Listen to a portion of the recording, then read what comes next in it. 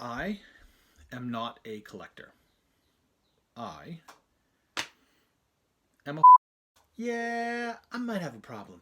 Hey, what's up, kids? My name is Chris, and I am a Poképreneur. Now, before I kind of dive in and explain what the heck a Poképreneur is, I'm going to make things get a little bit uncomfortable here. Okay, we're not even like 15 seconds into this video, and it's confession time for me. And I'm sorry about that. It's going to get a little weird, but here we go. Okay. I am not a collector. I am a hoarder. Okay, there. I said it. It's out. It's out.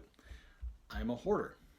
Oh, it hurts to say that. It feels weird to say that, but I'm still slightly in denial, but I think it's a fact. Okay, so let me explain why I'm saying this. Probably about the year 2007, I was hit with the nostalgia bug. A lot of people in the past, few years and decades have been hit with this, this wave of nostalgia. And with this wave of nostalgia is the need to collect the things that I had as a child, the things that bring me nostalgia. Now, that might be good for some people, but for me, the problem is I was born in 1978. So for me, nostalgia spans 3 decades.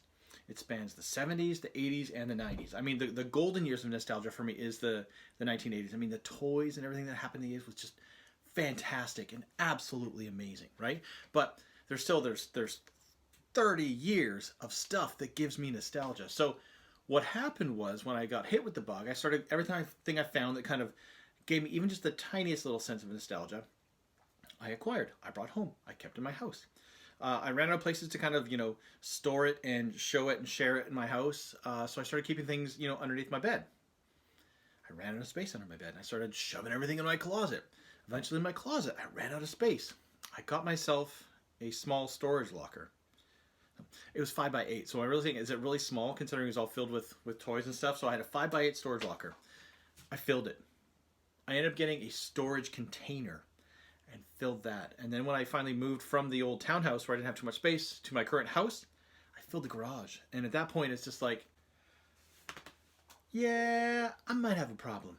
So that is kind of where I'm at right now with saying that I'm a hoarder and not a collector.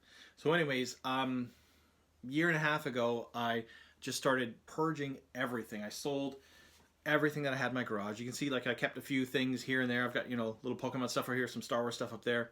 I kept just some of the really cool stuff and started working on this journey of healing, of trying to be a collector and not being a hoarder. So this channel right now is all about is going to be all about Pokemon collecting.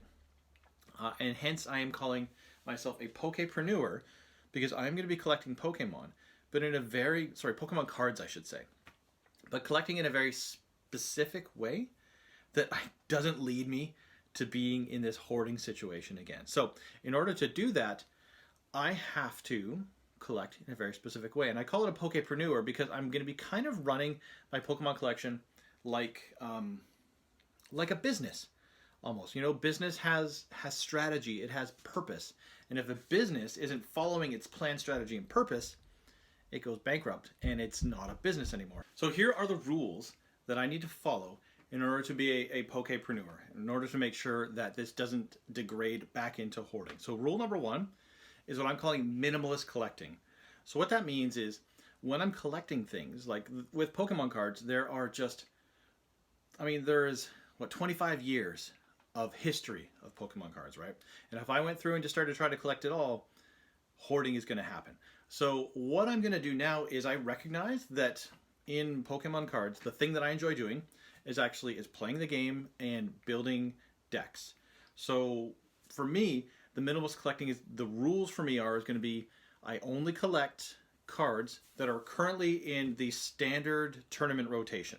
So as it stands right now, anything that is Sword and Shield, I will collect. If it's pre-Sword and Shield, I'm not going to collect it. If I can build a standard format deck with it, then it fits into my collection. And the other thing, I should mention, the other thing I'm going to do is not just cards that are going to be good for building decks. I'm also going to try to collect one of each card of the expansions that are in standard rotation. So basically, if something goes out of rotation, it moves out of my collection. So if I, say Sword and Shield, the base set moves out of rotation, and I haven't quite built the full set yet, it's out of my collection. It's got to go. It's gone.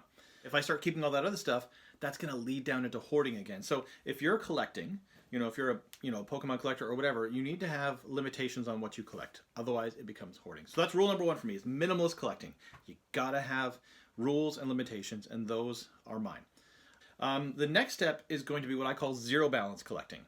So when you're collecting, the tendency is just to buy and buy and spend and spend and spend and spend. And you're spending all this money on a whole bunch of stuff, right? I would rather put that money towards, a mortgage or groceries or things like that. So for me, I want to run at a zero balance. So what that means is any money that I spend on items for my collection, I need to be able to at some point take those, sell off some of it to buy new stuff. So for example, one of the things that I'm going to be doing with Pokemon cards is I will be buying bulk lots of Pokemon cards, finding collections to buy, things like that. Buy that, take the stuff that fits into my minimalist collecting style. Anything else that doesn't, I sell it off. I try to make a profit if I can, and I use that money to buy more cards, and we're going to cycle it through. So that's what this channel is pretty much going to be all about. We'll probably add some fun stuff in here. I mean, there'll probably be pack openings. Hopefully we'll get to the point where we can do some giveaways and really interesting stuff. But more or less, I'm going to be sharing my journey of being a minimalist collector and a zero balance collector. So each month, I'm going to be sharing the kind of like my profit and loss statements. I'm going to show you what I bought, how much I paid for it, what I sold. Did I break even? Did I make some money? Am I able to buy more stuff? And that's basically going to be it. I'm going to share that journey along the way. So maybe this is all just going to fall apart and I'm going to be a hoarder again. I'm going to have a giant storage locker filled with Pokemon cards. I don't know. So stick around and you'll get to kind of see how it goes. If it's a super success and I'm able to collect with a zero balances and no money out of my pocket and I can stay minimal, or I'm going to go broke, I'm going to be living on the streets, but hey, I'm going to be surrounded by tons and tons of cards. I don't know. We'll see. So as every good YouTuber is going to tell you, make sure you hit that the subscribe button and the notification bell so that you get notified anytime I pop up a new video. I'm sure you're going to want to stick around and kind of see how it goes, to see if it goes south at all. And who knows, it might. So thanks for hanging out. Thanks for participating in this whole Poképreneur experiment. You guys are awesome, and I appreciate you guys.